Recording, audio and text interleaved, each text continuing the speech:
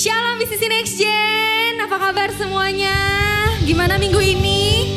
Walaupun kita masih ibadah online, tapi saya percaya bahwa kasih Tuhan, pengharapan dari Tuhan itu selalu nyata dalam kehidupan kita. Amin, mari kita siapkan hati kita mau memuji Tuhan, kita mau menyembah Dia.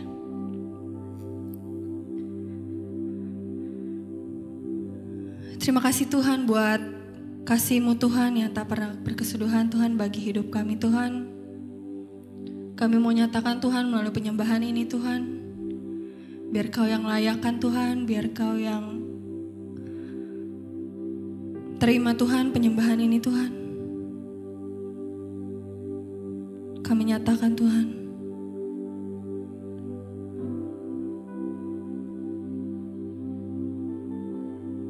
Terima kasih Tuhan buat semua pengorbanan Engkau Tuhan.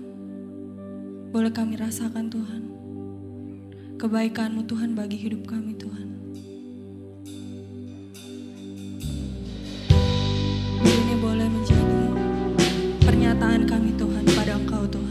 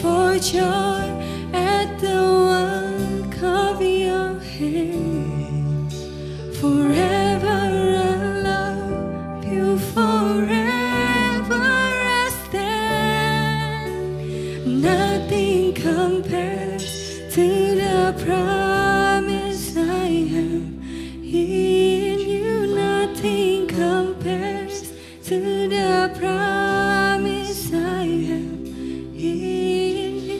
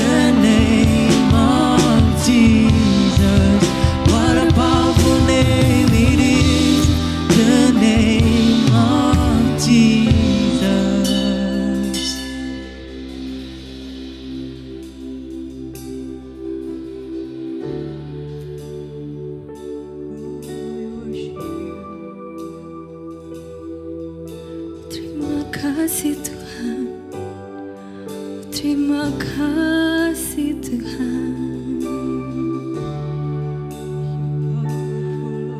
Hanya Kau yang layak kami sembah, hanya Kau yang layak terima pujian kami.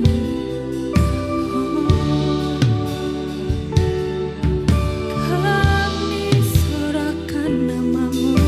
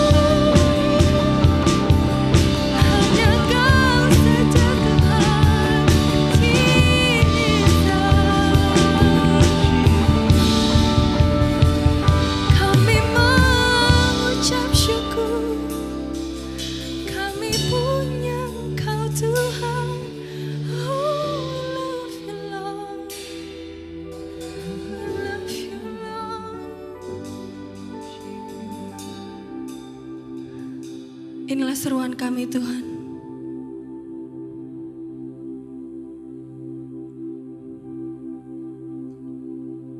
Inilah hati kami Tuhan, Kau yang tahu Tuhan. Kau yang bertata di atas setiap ujian kami Tuhan. Kami mengucap syukur Tuhan, Kau adalah Allah kami Tuhan. Sungguh hal yang gak mau kita gantikan apapun Tuhan. Terima kasih Tuhan.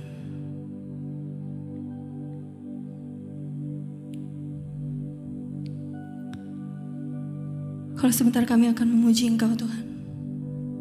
Biar ini semua boleh harum bagi Engkau Tuhan. Bagi nama Tuhan. Amin. Berikan kemuliaan yang paling meriah dong buat Tuhan kita. Kau Allah yang ajaib Tuhan. Kami mau bersorak bagi Engkau lebih lagi Tuhan. Kami masih mau bersorak bagi Engkau Tuhan. Kami mau meninggikan Kau, kami mau melompat bagi Engkau. Yang siap memuji Tuhan berikan sorak-sorak yang paling meriah dong. Woo!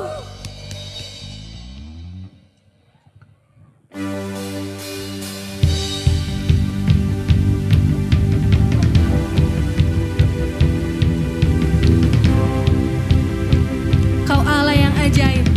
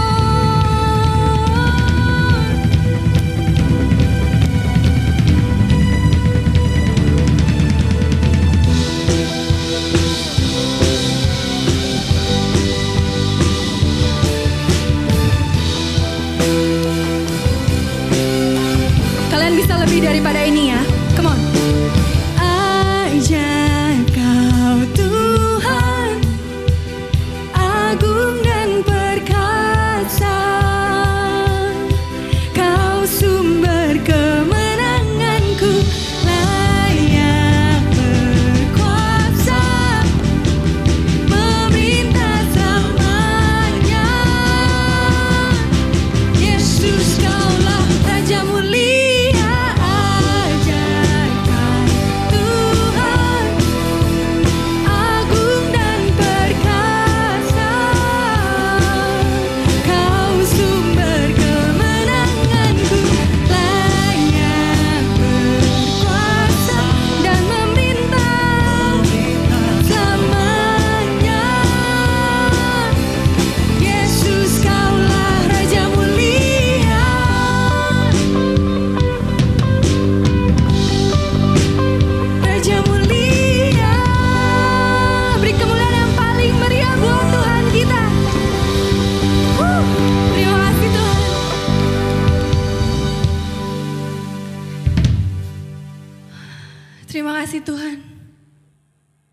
Hadirat-Mu Tuhan memenuhi kami Tuhan. Kami mengucap syukur Tuhan. Kami mengucap syukur Tuhan. Walaupun kami masih dalam ibadah online Tuhan.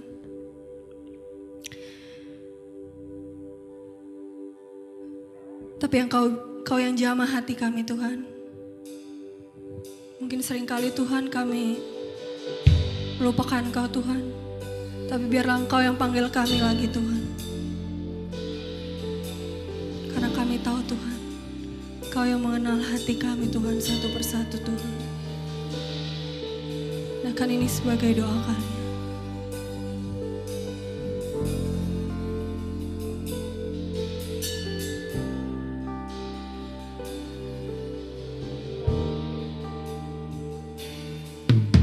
Ku tanggalkan segala bebanku dan dosa yang merintangi jalanku.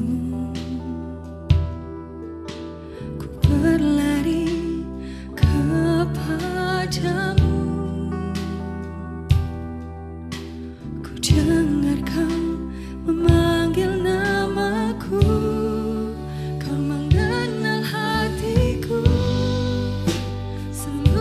Jiwaku, batas kekuatanku, tak luput dari-Mu. Kau memimpin imanku hingga kesempurnaan, mengikut-Mu Tuhan yang terbaik bagiku. Kini ku tahu Kau menuntunku, sertaiku di setiap jalanku. Ku mau selalu di dalam-Mu.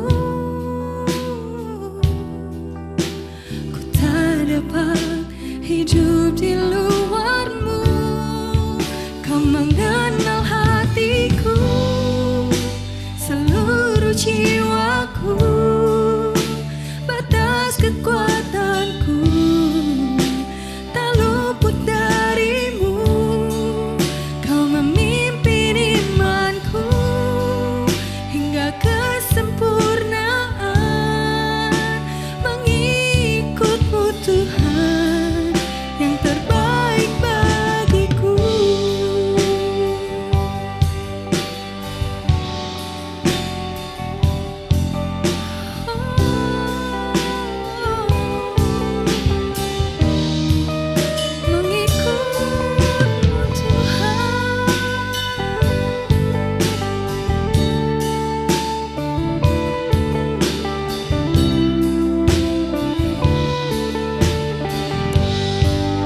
Kau mengenal hatiku, seluruh jiwaku, batas kekuatanku, tak luput dari-Mu. Kau memimpin imanku hingga kesempurnaan, mengikut-Mu Tuhan yang terbaik bagiku. Mengikut-Mu Tuhan yang terbaik bagiku. Mengikut-Mu Tuhan yang terbaik bagiku.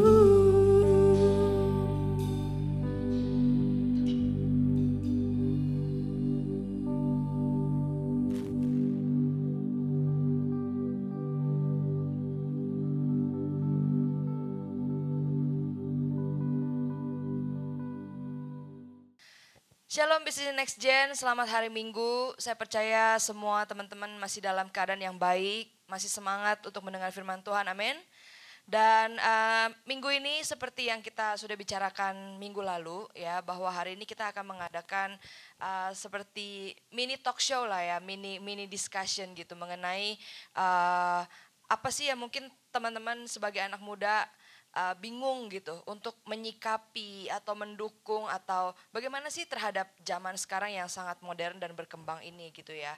Nah, di dalam Google Form yang kita udah bikin, teman-teman sudah bertanya sekitar 9 pertanyaan. Kita akan mencoba untuk menyelesaikan dalam hari ini ya, 9 pertanyaan ini untuk dijawab. Dan hari ini kita bersama dengan pastor kita ya, Pastor Agus Chan untuk menjawab pertanyaan kita, membantu kita lebih mengerti ya apa yang harus kita sikapi di dalam kehidupan anak muda zaman sekarang. Nah, sebelumnya mari kita berdoa untuk kita memulai session ini.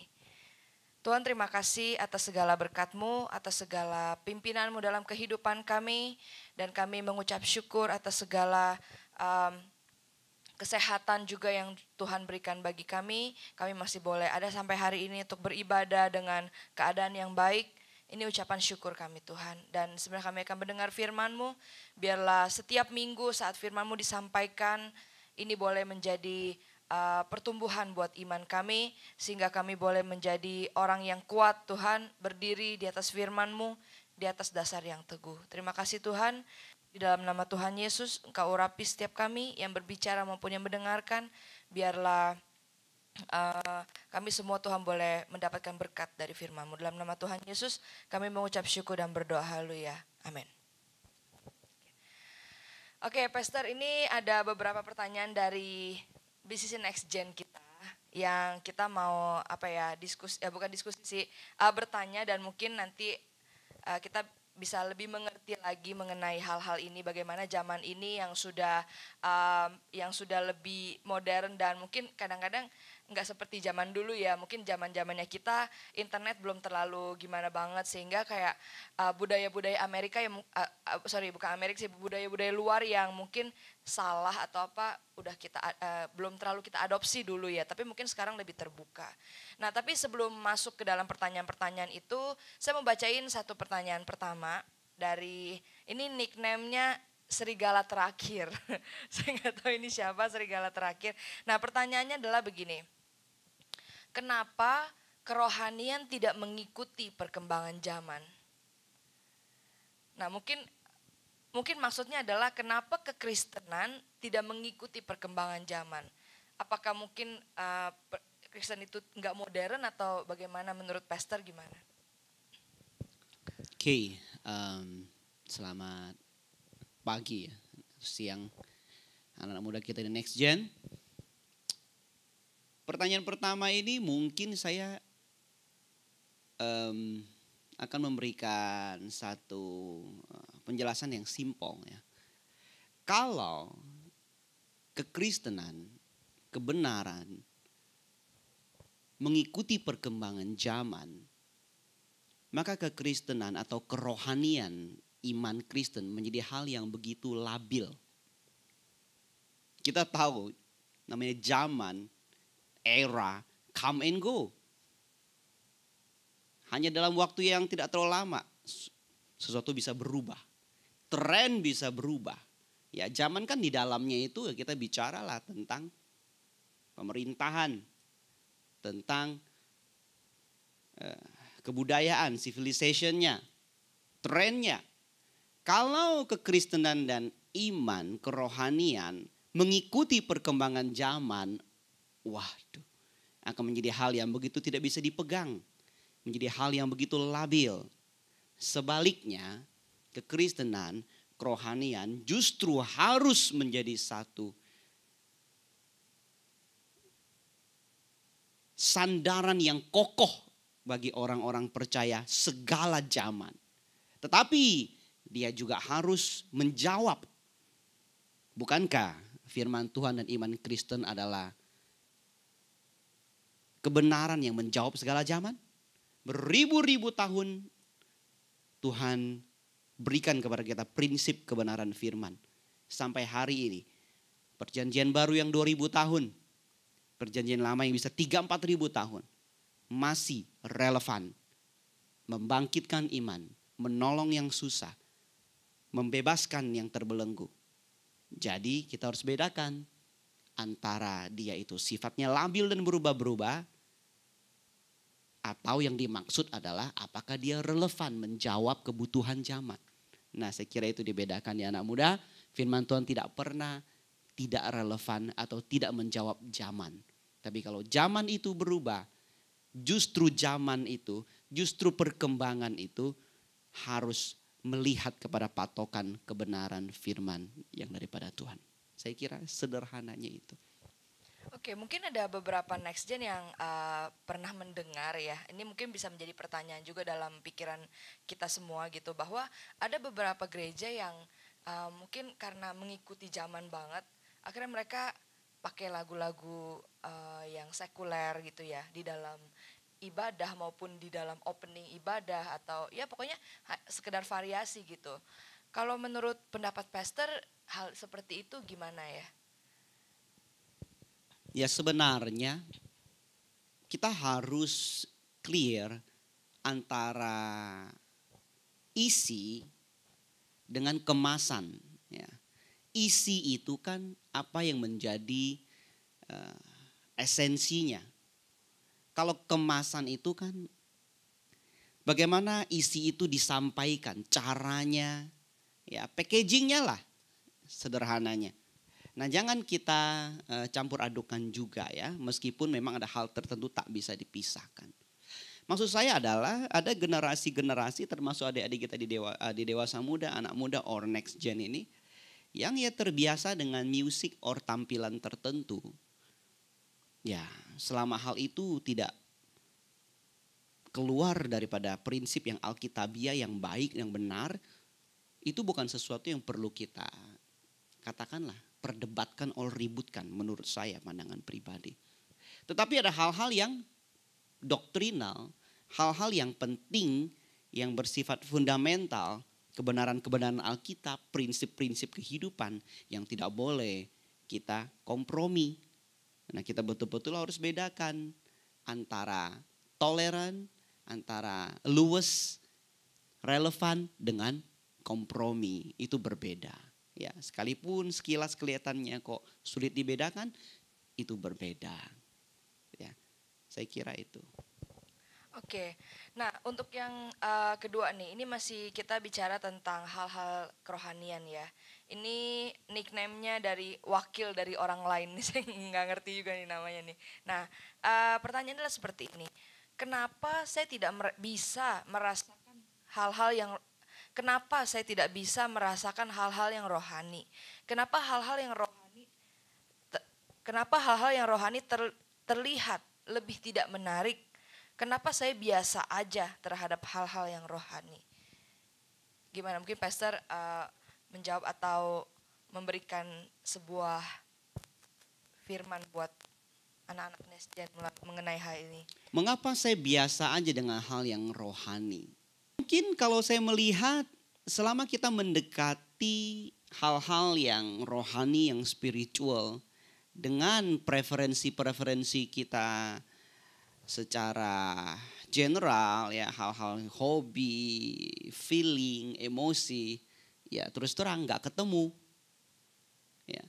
Sedangkan kita tahu kerohanian itu adalah kebutuhan bagi jiwa kita yang memang saya ingin katakan bahwa Tuhan yang memberikan kita kerinduan itu. Roh Kudus yang bekerja dalam hidup kita memberikan kita, menggerakkan hati kita untuk bisa merindukan pribadinya dan hal-hal yang bersifat rohani itu. Nah sebaliknya bagi kita yang sudah percaya, mungkin ke pertanyaan ini kalau saya melihat ya, ada kalanya saya merasa tidak excited dengan hal-hal rohani. Mungkin itu maksudnya. Kalau dari semula, pokoknya saya nggak pernah excited sama hal rohani. Saya susah jawab.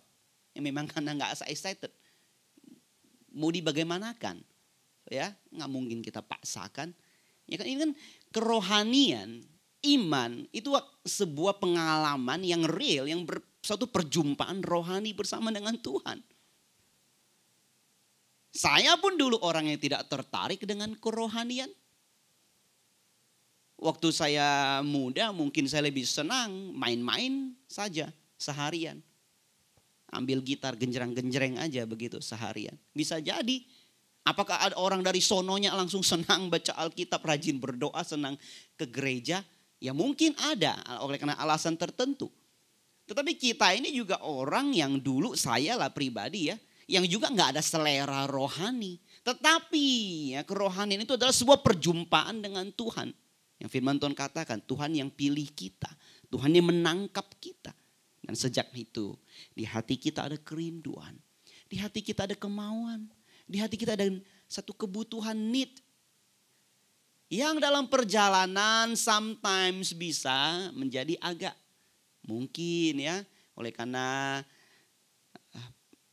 pergumulan, oleh karena pola kebiasaan disiplin rohani yang tidak dilakukan, akhirnya menjadi agak menurun. Tetapi itulah dinamika di dalam kerohanian. Akhirnya bagaimana dia bisa menemukan kembali, Tuhan membawa dia kembali dan sebagainya. Banyak cerita kesaksian seperti itu dan itu memang yang real. Ya, nggak ada kerohanian itu perjalanan iman yang nggak pernah mengalami satu dinamika. Tidak, ya pasti ada. Disitulah pergumulan, disitulah kerinduan, disitulah rasa butuh. Tuhan ternyata kalau bukan Engkau, aku ini mungkin akan menjadi Kristen yang kosong, yang kering, yang cuma rutinitas. Tapi Engkau membawa aku mengalami Engkau dalam dinamika. Nah, itulah iman ya. Jadi saya kira itu yang perlu kita perjelas. Saya mencoba untuk sesederhana mungkin untuk adik-adik kita di anak muda. I try ya. Nanti kalau ada yang terlalu rumit buat kalian, diskusikan bersama dengan kakak Sel ya. Dengan pembina kalian. Oke. Ini next pertanyaan yang mungkin sudah masuk ke dalam tema kita mengenai zaman ini ya. Ada satu pertanyaan dikatakan begini. Bagaimana cara kita react ke kaum pelangi? Soalnya kan firman Tuhan jelas menentang hal tersebut. Oke, mengenai hal ini kepada kaum, pakai bahasa kaum pelangi ya, LGBT, bagaimana sikap kita sebagai gereja atau orang percaya? Saya ingin sederhanakan buat sekali lagi anak muda. Saya berusaha untuk tidak keluar daripada porsi yang seharusnya dalam pembahasan ini. First, kita harus melihat bahwa setiap manusia itu adalah ciptaan Tuhan yang berharga. Jadi apapun keadaan seseorang, kita tidak boleh memperlakukan atau memandang dia seolah-olah kurang manusia. Tidak boleh. Mereka adalah ciptaan Tuhan yang berharga di mata Tuhan. Apapun keadaan, pergumulan, permasalahan, periode hidup yang sedang dia alami. Termasuk mengenai hal LGBT ini. Tetapi sebagai orang percaya kita ada sikap yang jelas. Bahwa itu tidak sesuai dengan pandangan iman Kristen. Bahwa itu tidak sesuai dengan apa yang firman Tuhan katakan tentang kodrat manusia adalah clear seorang pria dan wanita. Ya. Jadi kita ingin katakan bahwa kita tidak boleh memandang kalau ada kaum tertentu atau kelompok tertentu yang mengidentifikasi diri mereka sebagai kelompok LGBT, langsung kita merasa ini kurang manusia begitu atau kita perlakukan begitu, nggak boleh. Ya, tetapi dalam iman Kristen sekali lagi kita harus memiliki prinsip dan keteguhan mengenai apa yang benar menurut pandangan Alkitab. Ya, jadi saya pikir soal reaksi ya seperti itu. Nanti kalau ada pertanyaan lain untuk mendalami silakan. Tapi kalau pertanyaannya soal reaksi ya kita tidak perlu bereaksi sampai fobia or membenci apalagi no. Ya, kita clear dalam pandangan kita dalam firman Tuhan. Oke, mungkin untuk melanjutkan pertanyaan ini ya Pastor, mungkin supaya anak-anak muda tahu juga gitu. Menurut Pastor, apakah seorang yang kaum seperti itu, apakah mereka itu gini? Saya pernah di Thailand waktu itu di Bangkok teman saya pernah ke Thailand, dia lagi nail art ceritanya, terus dia ngobrol lah dan orang ini tuh yang transgender seperti itu, terus dia bilang katanya menurut orang Thailand katanya ada yang namanya jiwa itu trap in the wrong body gitu ya, kayak salah badan, dia harusnya pria tapi dia ternyata dia wanita gitu. Nah pertanyaannya adalah apakah menurut Pastor kaum seperti itu tuh apa dari sononya ya, bukan dari sononya sih, maksudnya ya ada bibit-bibit itu mungkin dari lahir apa gimana, atau mungkin lebih ke pergaulan atau mengikuti perkembangan zaman atau seperti apa Pastor? Oke, dalam hal ini saya akan kutip apa yang Pak Yakub Susabda paparkan dalam seminarnya. Hamba Tuhan, counselor and psikolog dan pengajar yang reputable, ya, respect, yang dihormati di kekristenan. Bahwa sebenarnya mereka yang LGBT ini ada nggak yang memang dari sononya secara pembawaan dan kejiwaan itu memang udah begitu. Jadi seolah-olah terperangkap dalam tubuh yang salah, kalau istilahnya tadi itu ya. Nah itu ada tetapi kecil sekali. Hanya 1-2%, bayangkan. Kecil sekali ya. Tetapi yang banyak sekali, yang besar persentasenya itu adalah yang oleh karena coba-coba, pergaulan, atau dijebak. Nah saya tidak akan jabarkan, silakan Anda lihat dari sumbernya yang saya kutip itu Pak Yakub Susabda punya seminar. Yang saya sebagai hamba Tuhan dan seorang yang menyampaikan segala sesuatu dari firman Tuhan, saya melihat bahwa memang itu yang terjadi, saya setuju. Bahwa jauh lebih besar, persentase sangat besar, karena yang bawaan dari lahir dari sononya itu 1-2%. Sisanya itu ya memang karena pengaruh pergaulan yang salah, coba-coba. Ya ini memang kompleks sekali oleh karena trauma, oleh karena pengalaman-pengalaman bawah sadar yang tidak terselesaikan, itu bisa menuntun ke sana gitu. Apalagi sekarang era begitu terbuka sehingga paparan dan informasi itu sudah mempengaruhi dari seorang begitu kecil. Sudah terpapar dan kalau tidak diarahkan, dibimbing dengan benar itu akan ke guide, misguide entah kemana gitu. Sehingga hal itu membuat kebingungan dalam identitas, itu bisa terjadi. Gitu. Nah jadi yang saya ingin jawab pertanyaan ini adalah ya ada, persentasenya kecil, mengutip Pak Yakub 1-2%. Ya. Kalau pertanyaan lagi silakan untuk mendalami ya. Saya hanya menjawab kepada apa yang Evelyn tanya ya. Jadi saya nggak akan melebar ya, silakan kalau penanya akan melebarkan pertanyaan itu. Oke, sudah jelas ya teman-teman semua. Kalau ada yang bingung tentang hal ini, kita jawab hari ini. Nah, untuk selanjutnya mungkin ke topik yang lain mengenai zaman ini. Nah, jadi aku melihat di sebuah aplikasi yang mungkin sekarang lagi tren namanya TikTok ya. Ada beberapa content creator membuat video yang ada unsur sataniknya. Bukannya sok religius atau apa, ya mungkin sebagian orang bilang sama kita mungkin lebay ya, itu orang hiburan doang gitu kan. Tapi saya merasa janggal sama kata-kata itu. Nah dengan kita buat video yang seperti itu, apakah diperbolehkan dan apa kita juga mendukung hal tersebut? Ya saya pikir ini jawaban sederhana sih sebenarnya dan singkat. Ya tentu tidak, kita sebagai anak-anak Tuhan ya jangan kita kemudian atas alasan hiburan atau atas alasan itu hanya buat fun ya. Kemudian kita menggunakan tampilan-tampilan atau konten-konten yang satanik. Waduh itu bukan hal yang bisa dijadikan mainan ya. Mengapa? Karena itu semua memiliki penggambaran akan kegelapan. Pasti ya. Ya tentu di sini saya kira yang dimaksud bukannya sekedar pumpkin itu, Halloween. Jack Lantern-nya Halloween itu ya. Meskipun saya pun sangat tidak rekomen dan tidak menjadikan sesuatu yang lucu untuk anak-anak hal seperti itu ya. Meskipun saya tidak ingin berpolemik soal itu. Bagi saya Itu nggak penting ya. Tapi yang saya lihat pertanyaan di sini adalah mengenai mungkin yang lebih serius ya. Simbol-simbol daripada kegelapan ya. Maybe pentagram terbalik begitu. Yang model-model begitu. Nah, anak Tuhan, anak muda sekalian, kita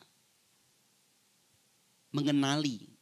Ya, kita belajar untuk mengenali mana yang merupakan unsur-unsur atau representasi atau ilustrasi daripada kuasa kegelapan satanik. Jangan kita ikut-ikut, baik menciptakan konten apalagi ya, ataupun meneruskan, men-sharekan yang begitu. I don't know ya, kalau ada orang-orang tertentu merasa itu menjadi hal yang menarik, bisa mencari attention, perhatian dan follower, bagi saya hal seperti itu terlalu keluar jalur.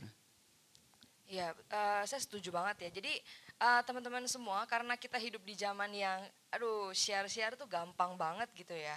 Apalagi TikTok yang kita bilang, kalau anak muda bilang zaman sekarang tuh seru banget gitu main seperti itu. Tapi ya saya percaya di dalamnya tuh banyak banget konten-konten yang gak membangun, konten-konten yang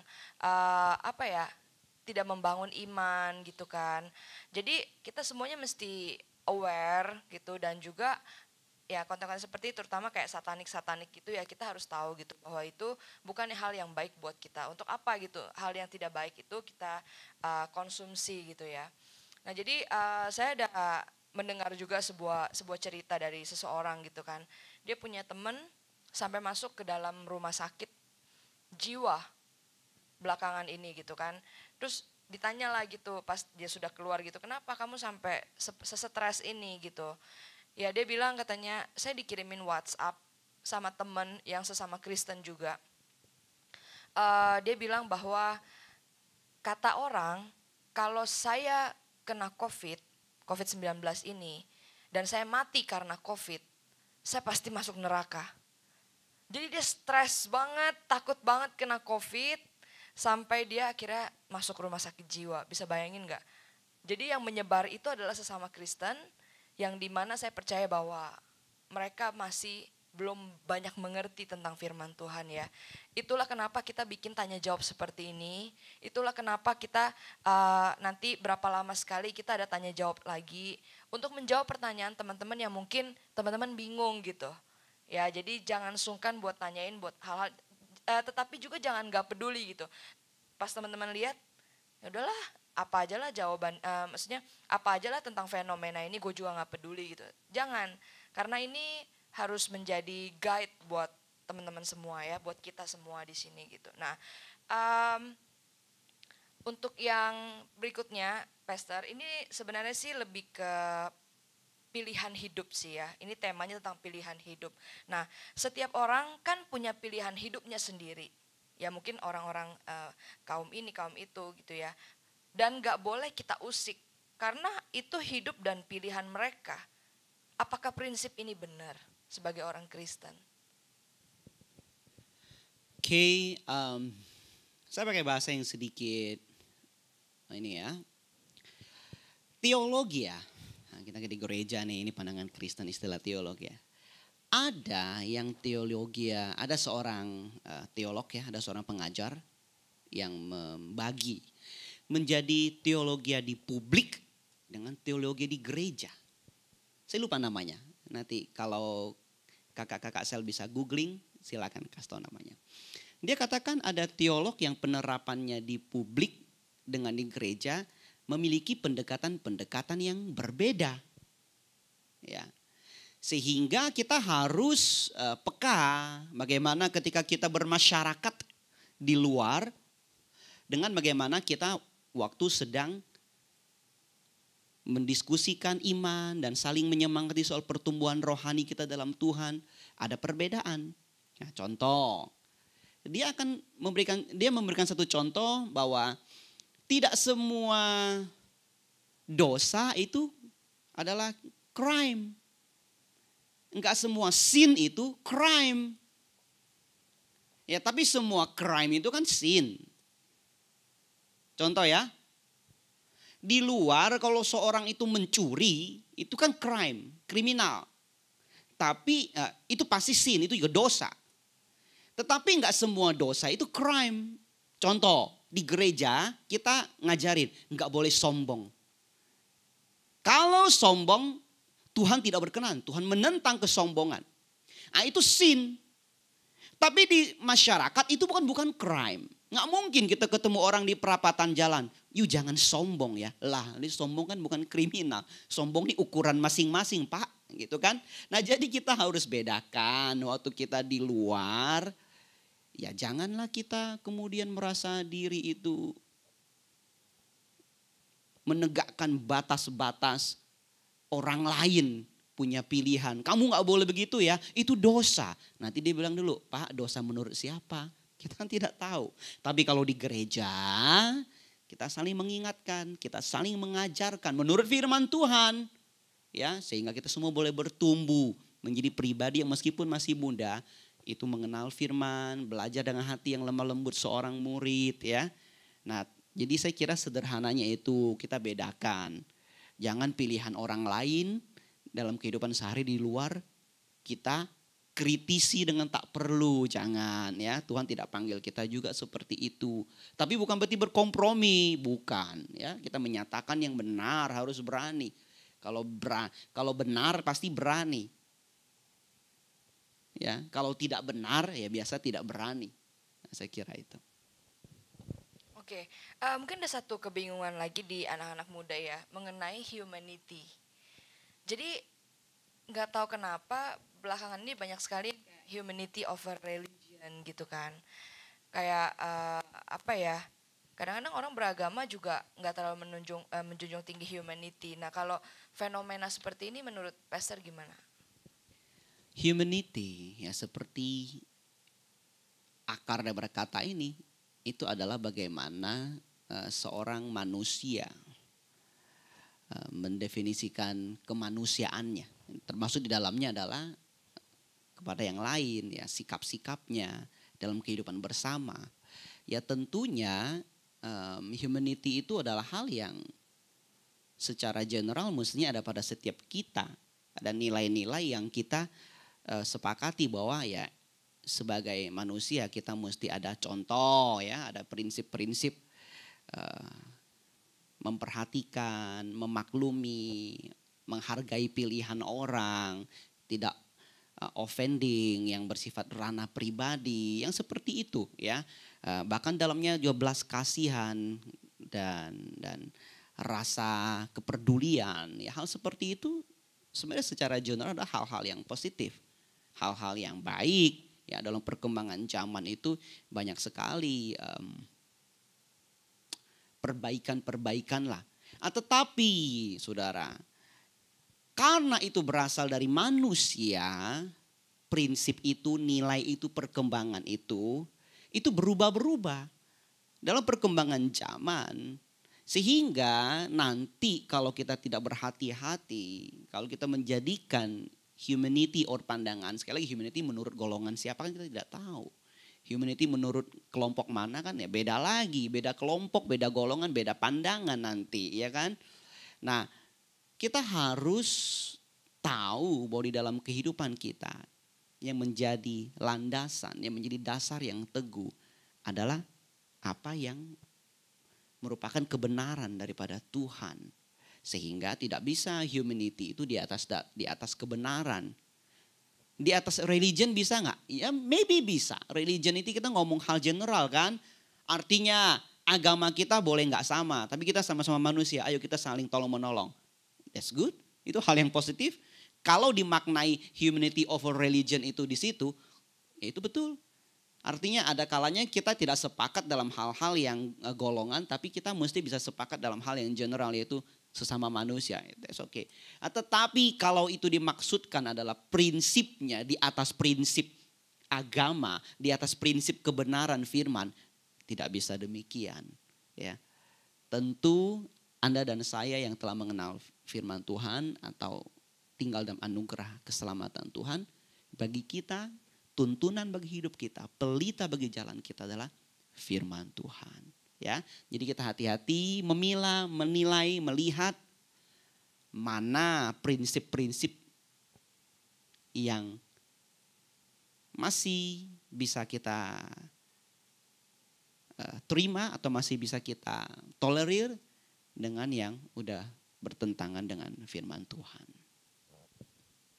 Oke, ini ada pertanyaan terakhir dari Next Gen kita mengenai addicted ya. Nah, jadi bagaimana sih supaya kita itu bisa melepaskan addicted kita dari games dan video-video yang tidak baik dan lebih mencintai kepada firman Tuhan.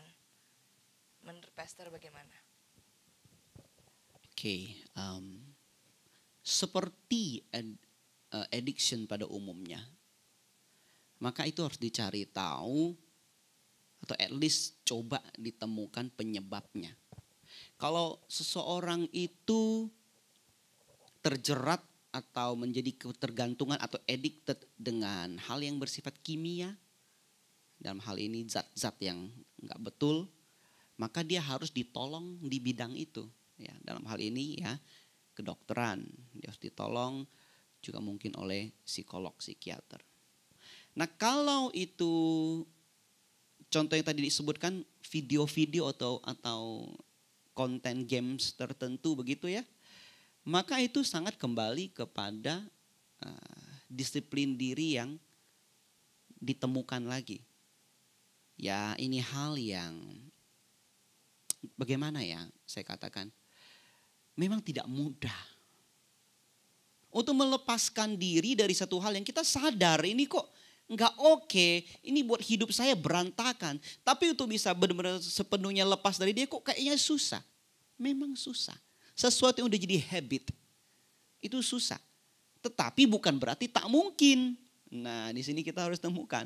Artinya apa? Kalau diri kita merasa puas dengan hal tertentu, untuk bisa melepaskan dari itu, kita harus menemukan atau menyadari satu kepuasan yang lebih besar.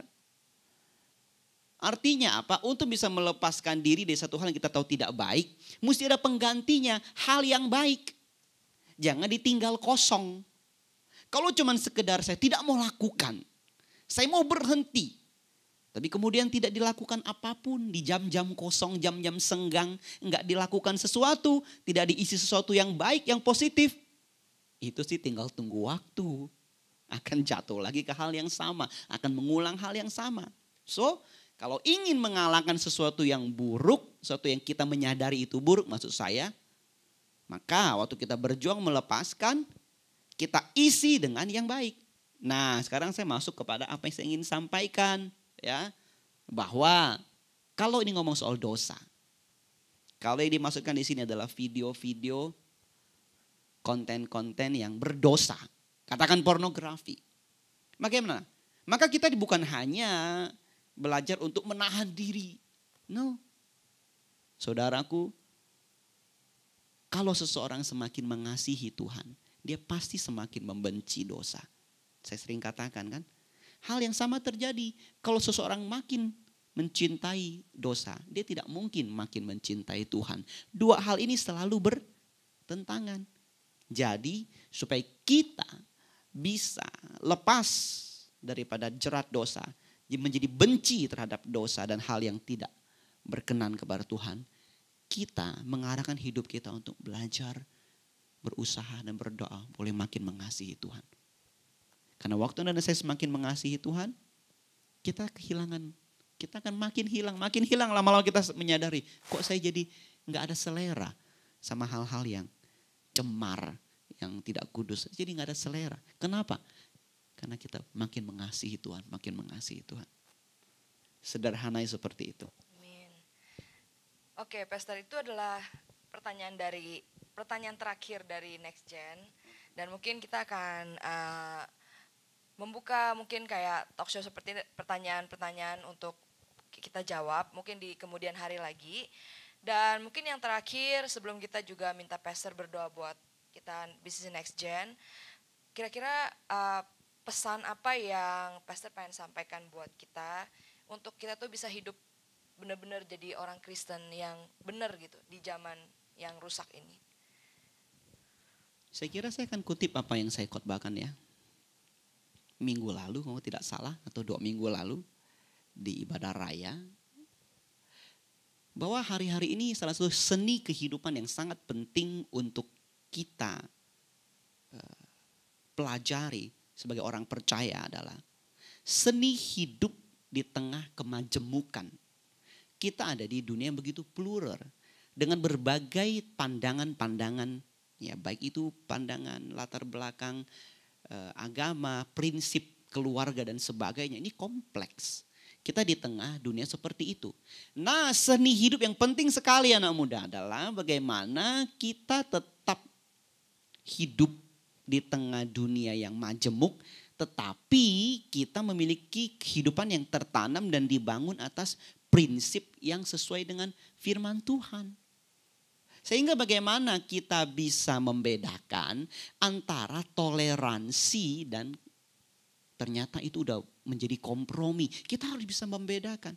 Karena kalau tidak, nah saudara, itu yang disebut oleh firman Tuhan menjadi serupa dengan dunia. Padahal Tuhan tidak, setelah Anda dan saya percaya, langsung diangkat keluar dari dunia. Ya, saya katakan bisa aja kalau Tuhan mau begitu, setiap orang setelah percaya pada Tuhan Yesus langsung terangkat. Ada tiket langsung ekspres. Ya, nggak dibutuhkan lagi di dunia. Kan tidak.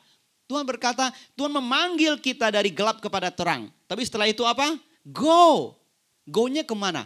Kembali kepada dunia yang gelap itu. Untuk jadi apa? Untuk jadi terang. Nah ini adalah natur kekristenan, natur gereja Anda dan saya. Jadi setelah Tuhan panggil menjadi ciptaan baru, Tuhan utus kita. Nah waktu diutus inilah kita harus memiliki kehidupan yang terus tertanam, mau belajar dalam firman Tuhan. Karena kalau tidak nanti kita bukan melebur tuh. Jadinya larut. Ya garamnya jadi cemplung ke air, jadi larut, jadi nggak bisa dibedakan, udah menyatu. Ya, kalau melebur tuh artinya kita tahu kita punya pribadi dan prinsip dalam Tuhan, tapi kita hidup di tengah-tengah kemajemukan, tetap menyatakan kebenaran, tetap menyatakan terang. Tapi kalau udah melarut, semua prinsip pandangan udah dia terima aja. Ya, dia nggak bisa lagi membedakan. Nah, kalau begitu itu menjadi apa yang firman Tuhan katakan. Janganlah kamu jadi serupa dengan dunia, tapi berubahlah oleh pembaharuan budimu. Artinya di situ nggak apa saudara? Teruslah berubah oleh pembaharuan budi. Budi itu mind ya di sini ya, pikiran. Jadi Anda dan saya anak muda, jemaat Tuhan, terus tinggal di dalam pembaharuan yang Tuhan kerjakan. Pembaharuan oleh apa? Oleh firman Tuhan, ya. Nah dari situ sehingga meskipun kita masih hidup di tengah masyarakat yang majemuk, kita tetap bisa membedakan mana yang toleransi, mana yang udah kompromi, mana yang firman Tuhan katakan no, mana yang masih batas-batas kehidupan bersama. Saya kira seperti itu. Oke, thank you Pastor udah menjawab beberapa pertanyaan dari Next Gen kita. Dan mungkin kita minta Pastor buat berdoa buat kita di Next Gen ini. Buat anak-anak kita di Next Gen juga. Baik, mari kita berdoa ya. Tuhan kami yang kami kasihi, kami datang ke hadapan-Mu dengan merendahkan hati hidup kami Tuhan. Bahwa kami memerlukan Engkau di dalam setiap kehidupan kami. Setiap waktu, setiap hal dalam kehidupan kami Tuhan. Oleh karena itu kami berdoa pada saat ini buat anak-anak mudamu Next Gen di Bethel City Church. Kami mengasihi anak-anak mudamu ini Tuhan. Dan kami tahu Engkau terlebih mengasihi mereka. Oleh anugerah-Mu Engkau boleh menuntun mereka dalam pengenalan kepada Engkau. Sebab itu kami berdoa. Terus Tuhan pimpin anak-anak muda kami. Pada hari-hari ini di tengah kehidupan yang begitu tough. Di tengah-tengah kehidupan yang begitu menantang, begitu challenging, begitu berat. Kiranya mereka tetap boleh menjadi anak-anak muda yang berani hidup di dalam prinsip kebenaran firman-Mu. Sebab mereka tahu dan telah dicelikan bahwa kehidupan ini itu boleh penuh dengan dinamika, penuh dengan gejolak, bahkan perubahan. Zaman itu boleh penuh dengan penuh gejolak dan perubahan. Tetapi tetap firman Tuhan adalah dasar yang teguh. Firman Tuhan adalah jangkar, adalah batu karang. Nah sebab itu Tuhan kami berdoa, biarlah anak-anak muda-Mu, next gen kami, makin hari boleh makin tertanam dalam firman-Mu. Makin hari boleh makin mengalami pembaharuan budi, pembaharuan pikiran. Makin hari boleh makin belajar mengasihi Engkau, mencintai Engkau. Dan hidup dalam realita yang nyata bahwa Tuhan, kami hidup dalam pengenalan akan Engkau. Bangkitkan kerinduan hati kami, selera rohani kami. Supaya kami Tuhan tidak menjadi serupa dengan dunia. Tapi kami boleh menjadi anak-anak-Mu yang kekasih. Tuhan Engkau tolong. Engkau yang menolong kami. Engkau yang menolong setiap anak-anak muda kami. Sebab baik keinginan dalam hati kami maupun kekuatan untuk kami melaksanakan. Semua itu adalah pekerjaan Tuhan dalam kami. Terima kasih Tuhan, kami sudah berdoa demi nama Tuhan Yesus. Amin. Amin. Oke, thank you Pastor untuk talk show hari ini. See you next week buat next gen sekalian. Ya, tetap komsel, tetap sama-sama berdoa dan disiplin dalam membaca firman kita ya, supaya kita semua bertumbuh dalam iman. Amin. See you. Bye-bye.